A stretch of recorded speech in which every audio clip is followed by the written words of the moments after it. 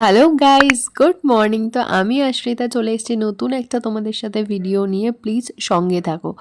তো আশা করছি অনেক দিন ধরেই ছোট ছোট ব্লগের মাধ্যমে তোমরা দেখতে পাচ্ছ আমি কি কি করছি, ডেলি লাইফ শেয়ার করছি। তো আজকে ভাবলাম কেন না আজকে তোমাদের সাথে বড় একটা লং ভিডিও আপলোড করি।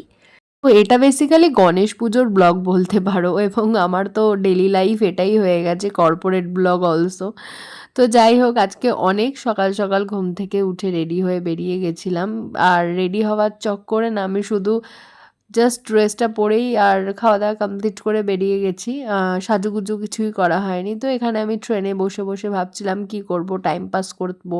তো এখানে আমি একটুখানি কাজল পরে নিচ্ছিলাম, আর লিপস্টিকটা একটু স্মাচ হয়ে গেছিলো বলে লিপস্টিকটা আমি আবার রিটাচ করছিলাম। আর যথারীতি ট্রেনের মধ্যে যদি তুমি কিছু করো, লোকজন এমনভাবে দেখবে যেন আমি জামা কাপড় খুলে নাচছি। তো বেসিক্যালি একটা বউ এমনভাবেই দেখছিল। যাই হোক, আমি খুব লিটারেলি মজা পেয়েছি যে ওকে আমাকে দেখছে অ্যাট লিস্ট। তো ঠিক আছে, কোনো ব্যাপার না, এরকম হয় হয়, তুমিও দেখো আমিও মজা নিই। আমি ইচ্ছা করে ভিডিওটা অন করে রেখেছিলাম।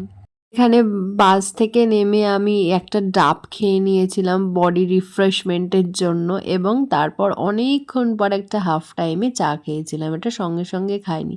আর এখানে ফ্রুটসগুলো দেখে এত লোভ মনে হচ্ছিল সবকটা ফল নিয়ে চলে যাই এবং বাড়িতে বসে কেটে কেটে পায়ের ওপর পা তুলে একদম খাই। কি মজা যেন। হ্যাঁ, একটা কেক খেয়ে এরপর আমি বাড়ি চলে এলাম। তো এরপর আমি মাটির 30 মিটার গভীর দিয়ে এসে একটা ফুচকা কাকুর থেকে ফুচকা মাখাচ্ছিলাম।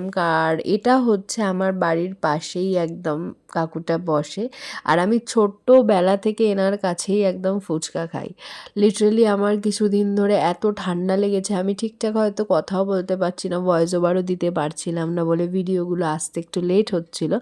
তো তাও তোমাদের সাথে আমি ভয়েস ওভার দিতে বসলাম, ভিডিওগুলো শেয়ার করলাম। ঝাল ঝাল একদম চুরমুরটা আমার এত টেস্টি লাগছিল যে কি বলবো। তো দেন এখানে পুচকুগুলো আমাকে রাস্তায় দেখতে পেয়েছে, খাওয়া দাওয়া করে বেরালাম। এখানে চলে এসেছি যোগায়, কারণ আমার যোগার ক্লাস ছিল, দুদিন যায়নি তার আগের দিন, এবং ভরপুর এবার কিন্তু যোগা করতে হবে। তো ক্লাস থেকে বেরিয়েই চলে আসছিলাম বাড়ি, এবং এখানে হচ্ছিল একটা গণেশ পুজো, এবং গণেশ ঠাকুরটা খুব মিষ্টি দেখতে, আমি টুক করে ভিডিও তুলে নিয়েছি। তো এবার আমার একটা নেমন্তন্ন বাড়ি ছিল পিসির বাড়িতে, পাশের বাড়িতেই।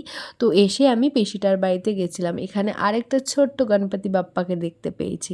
আর ওখানে আমি ডিনার করেছি, করার পর এখানে একটা আইসক্রিম দিয়েছিল। তো আমি তো ঠান্ডা লেগেছে বলে আইসক্রিম খাবো না, তাই এদেরকে দিয়ে দিয়েছি। আর এই বাচ্চাগুলোকে খেতে দেখে আমার মন একদম ভরে গেছে। এইখানে করে ফেলেছি আমি একটা ছোট্ট মিস্টেক, দুধ ঢালতে গিয়ে পুরো ছড়িয়ে ফেলেছি। গাইস দেখো, সারা রান্নাঘর দুধালয় হয়ে গেছে।